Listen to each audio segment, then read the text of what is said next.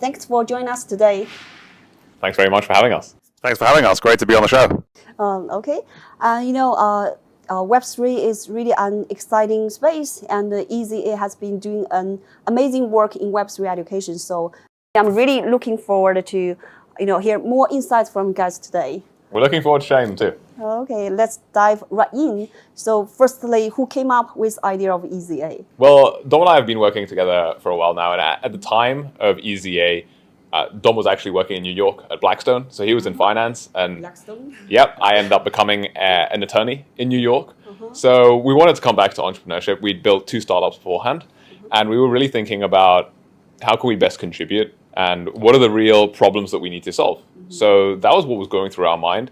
And to put the meat on the bone, so to speak, we brought together a lot of our experience in the space. So in blockchain, I first got into it in 2013 through Bitcoin mining. And we brought together all of these different ideas that we had and the problems that we saw. And that's eventually what led to EasyA in its final form today. So our experience building startups, solving problems, and ultimately building what Web3 needs and the world needs today. Yeah, I think that in 2023, there are rarely people talking about blockchains, not let alone the Web3 education. So what's your mindset at this? Yeah, that's a great question. I think people really started maybe talking about the educational side more when we had started to get smart contracts, right? So I remember I did my undergrad at Cambridge University, Don was at UPenn Wharton.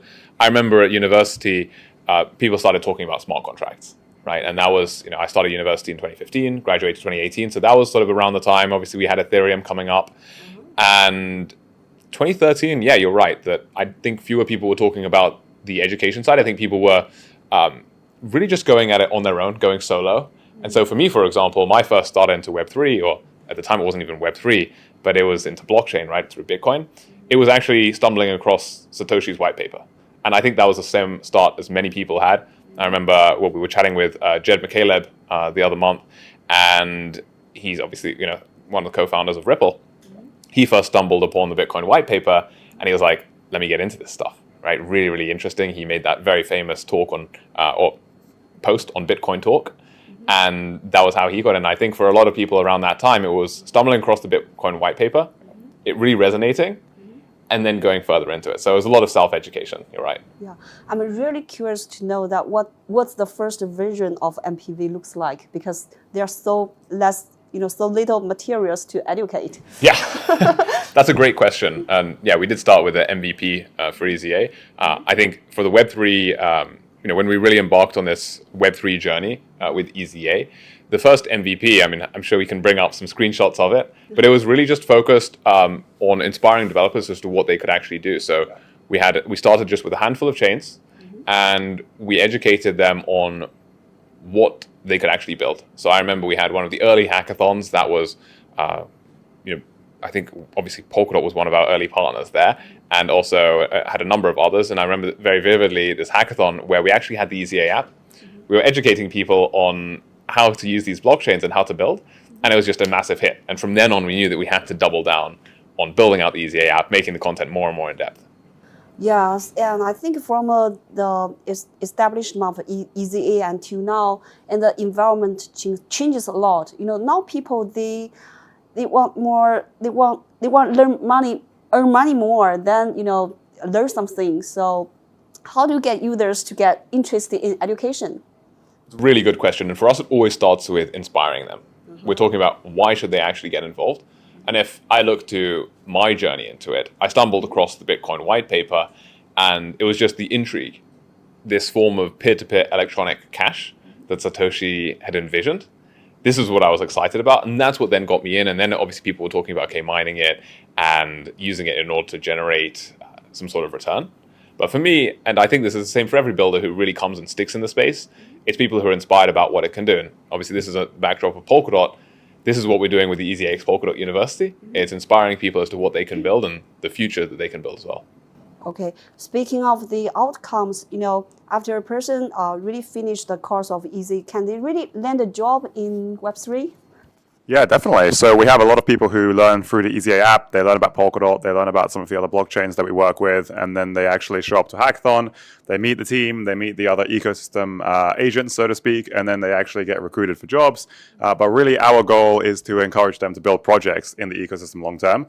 So getting people who show up to hackathons to actually launch projects and then ultimately actually raise VC funding, raise grant funding from the ecosystem itself, and then actually continue to build. So our big focus is on the founders and getting them to launch those really cool projects long term, as opposed to helping them find jobs. But there are always handfuls of people who end up landing really good jobs because they came to Hackathon or because they learned through EasyA and they found out about cool new tech. Okay, if I'm a totally freshman from for the Web3, so what can I get from the lesson? Yeah, so our app really is designed for beginners, or even if you are more advanced, there's always stuff to learn. So typically we start with a 101 introduction to what is the particular blockchain, what is Polkadot, all the way down to what you can actually do on the blockchain. So what kind of apps you can build, how to launch your own parachain even, depending on which ecosystem we're educating people on. And you can really actually dive very deep into it. So you can go from a 101 high-level explanation of what the founding story of the blockchain was, all the way down to actually deploying your first smart contract and making sure that you can actually build projects that will really have a positive impact in the ecosystem. So that's really what we're focused on, and that's really what you can actually do all through the EasyA app. And then you can show up to a hackathon and you can actually launch your project on the big stage. We have the hackathon, of course, coming up in 2 days with Consensus and EasyA. And we're going to be hosting that alongside some great partners that we'll be talking about, I'm sure, later. But yeah, that's typically how it works. Okay, that's impressive. So is there a particular user story that can make you feel that you really, EasyA is really make a difference for their life? Oh, definitely. I think on the absolutely crazy end of the spectrum, we have developers who've come to EasyA hackathons and literally started off as students and then gone and built multi-million-dollar companies. So one that's a great example is Walden Yan.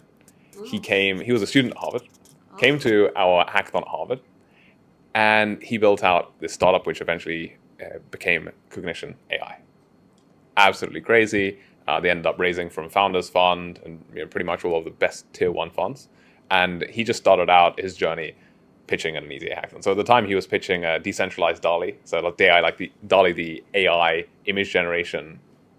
And that was what he was building. And flash forward a couple of years, he's now built a $2 billion company. Yeah. And this is how old is he? I believe that right now he'll be 23 years old. 23. Yeah. Another founder as well, we were just catching up with the other day. He's based in New York now, built a company called Axel, and just started at EasyA hackathons. They won, they refined their idea, and they raised a $2.5 million pre-seed, and they're just absolutely crushing it. So it's changed their lives immeasurably. Wow, it's really amazing. For EasyA, the content are, EasyA offer free content. That means it's very easy for users to switch. So if there are more competitors, how do you got your users to stick to your platform? That's a great question. For us, ultimately it boils down to the story. It boils down to the inspiration the developers get. Documentation in Web3 is a dime a dozen. Every single website has tons of really, really dense documentation, but what they don't have is why you should learn it. And they have it in a very, I say superficial for me. Obviously, in some senses, it's technical, but I think it's superficial in that a developer can't really get an attachment with any sort of technology. You get attached to what it can do, why it was built, and the deeper messaging. And for example, we've got Polkadot, we've got Gav Story. For the other ecosystems that we work with, we always tell their story. And fundamentally as well, EasyA is now an ecosystem. EasyA is not just an app. It's an app that has an ecosystem of over 1 million users. We have the hackathons. We have obviously the EasyA Consensus Hackathon, which is coming up tomorrow.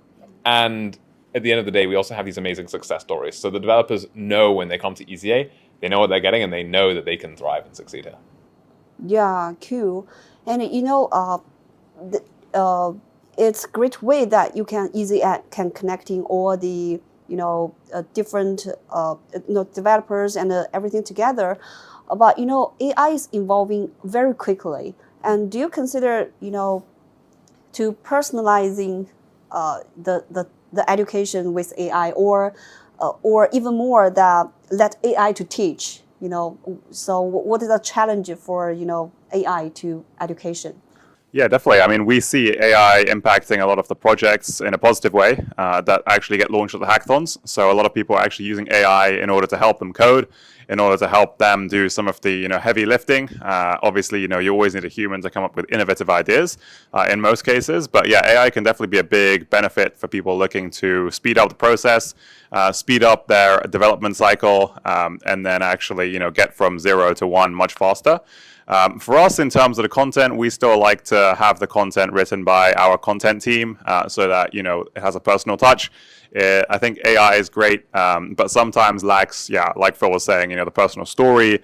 It's not great at always telling a story like that and actually knowing what the average person would want to hear, especially because, over the last couple of years growing EasyA, we've seen developers and really what they are interested in and what they're interested by. And so that's why we like to focus on those particular things that we've actually got, those unique insights, and then put them into the content, whereas AI can't really do that. So that's how we see it. Definitely beneficial for people looking to launch projects, but we don't see it necessarily impacting the way that we build the app or the content ourselves. And to add to that, I think the ways that we see AI empowering developers is really on the code level. I think developers still need to think about, okay, what use case should I build? What user needs should I solve? But AI can be very good at the coding side. And actually one thing that we haven't announced yet, but we are working on internally is actually a way to provide developers feedback on the code that they write within the EasyA app. So that actually what they can do is far more than just boilerplate. It's actually developing something bespoke all within the EasyA app. And I think that that's where AI can really come to the fore in giving tailored feedback, in giving precise pointers on where they've gone wrong. Okay, cool. That's a great idea. Maybe in the future there will be AI figure that presenting to be a teacher to delivering the content to you. That'd be cool. Yeah, that would be cool. Okay, AI is really a big topic, but now let's talk about Polkadot. So how you guys, get started to cooperate with Polkadot, and what's the cooperation like? It's a great question. We actually have contributed to Polkadot on an open source level for a number of years. So that started out actually with us just making the documentation better. So when we first tried to onboard developers into Polkadot, we experienced a lot of difficulties with things being broken and the CLI tooling and all of that. So we gradually got more involved in that. We now obviously contribute a lot on the open source side to education. And the story behind how we actually got into the space obviously was, I first got in through Bitcoin mining. Polkadot is something that we then came back to actually. This would have been, I think actually around Amsterdam, which that would have been 2022, right? Oh. Yeah, I think so. 2022, just after COVID. It was the first in real life event. We met a guy who was on the Parity team. I believe he was at the time head of DevRel, called Jonan. And he was like, guys, we got to do stuff together. Let's host a hackathon together.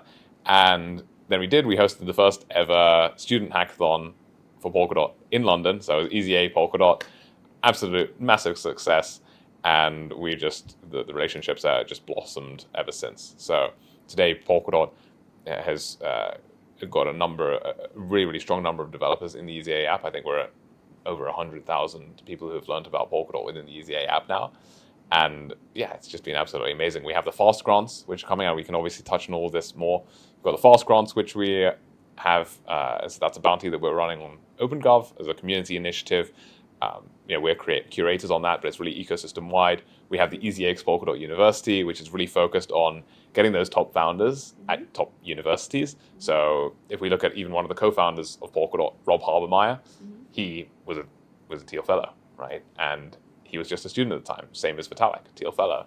They came, they built, and look at what they've created. And that's what we want to do for Polkadot now too. Okay, I think that's a great cooperation. But there's another educational project, which is PBA. So what's different from them?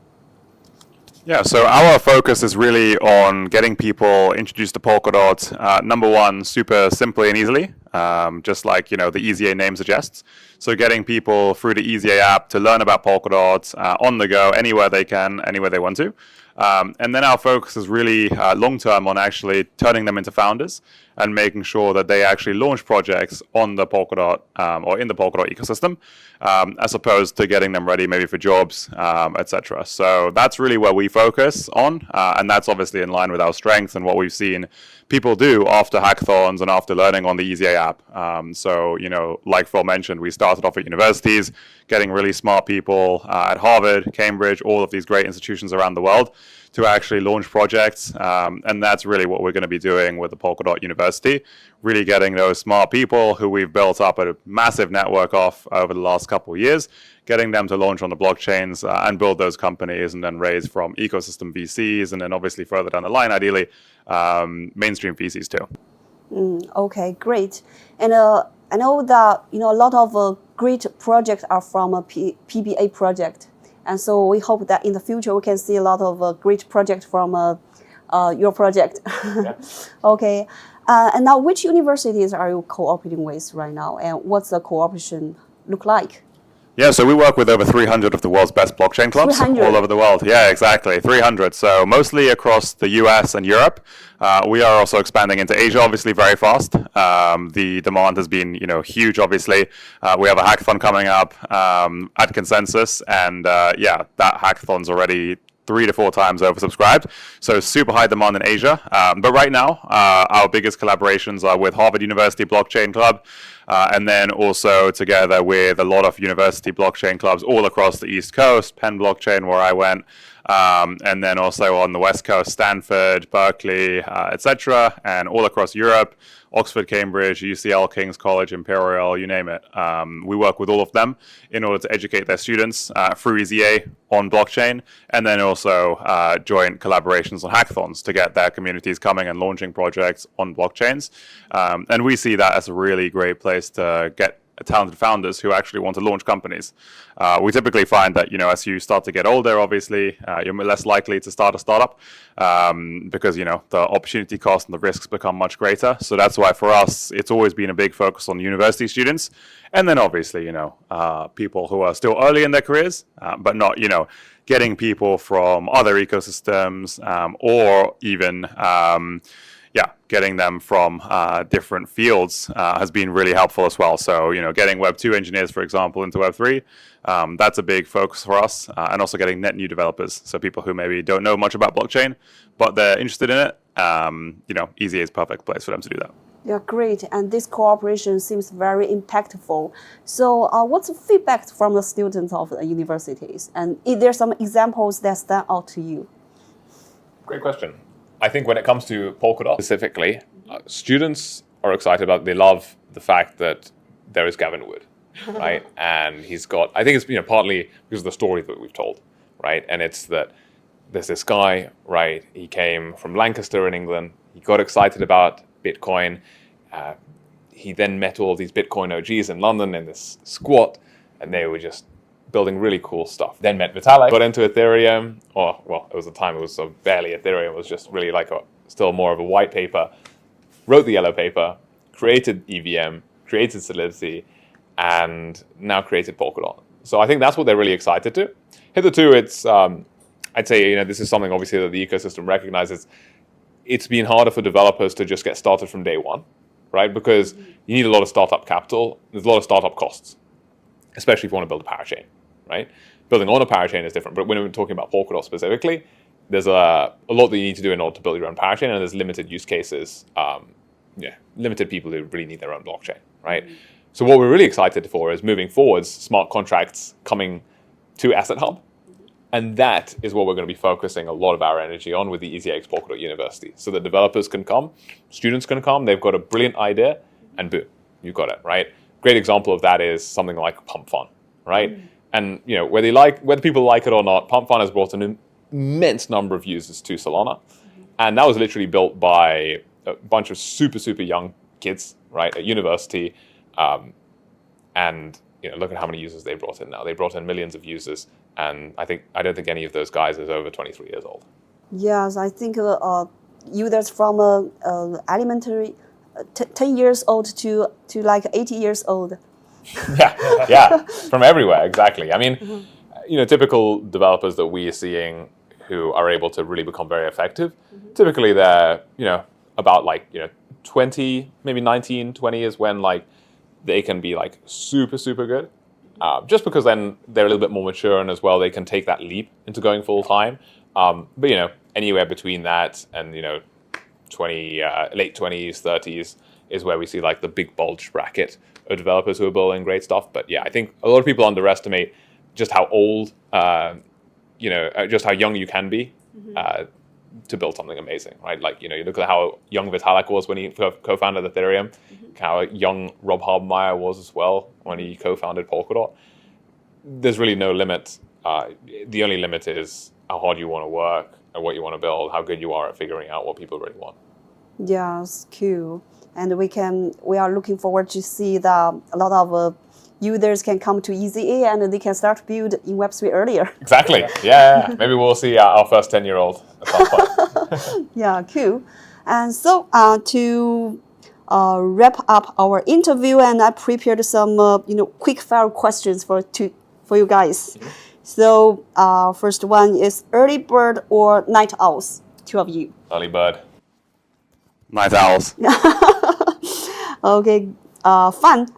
When you have a disagreement, whose opinion usually wins? Usually we figure it out. Win-win. Yeah, normally a win-win, yeah. Okay. Got it. Who has more hobbies? Probably Dom. I mean, I like to, do a couple different things, work out. But I mean, we pretty much do the same thing. What are they? Running, gym. Obviously, we travel a lot, mostly for work, obviously. We like to, try new restaurants whenever we go to new cities as well. Yeah. Interesting.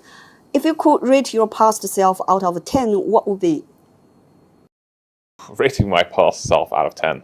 I know it's meant to be rapid fire. I don't know. That's a tough one. Then 100. 100, yeah. Let's see 100. Well, I mean, thinking about it's always hard because, hindsight is 2020. But I think, without the past, you wouldn't be where you are today, right? So I think for everyone, it should be 10.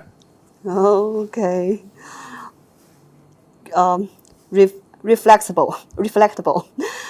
If you could instantly master one new skill, what would it be? I think the way that the world is heading right now, I think maths. Math. Just mastering maths. Mastery math? Yeah, exactly. Oh. Mathematics. I think learning how to fly. Where do you want to fly to? Yeah, where can you learn that? I mean, I'm not sure if you can learn it, but it's always seemed like a cool thing to be able to do. Wow, cool. Good choice. What's one blockchain concept that took you a while to fully understand? DeFi. ZK proofs. ZK proofs, that's really hard. What's your most used Web3 apps right now? EasyA, of course. EasyA. Just the same, EasyA. Okay, cool. Last one. Have you ever had an awkward or embarrassing moment in Web3 space? Awkward or embarrassing? A person of 10 maybe don't have awkward moment.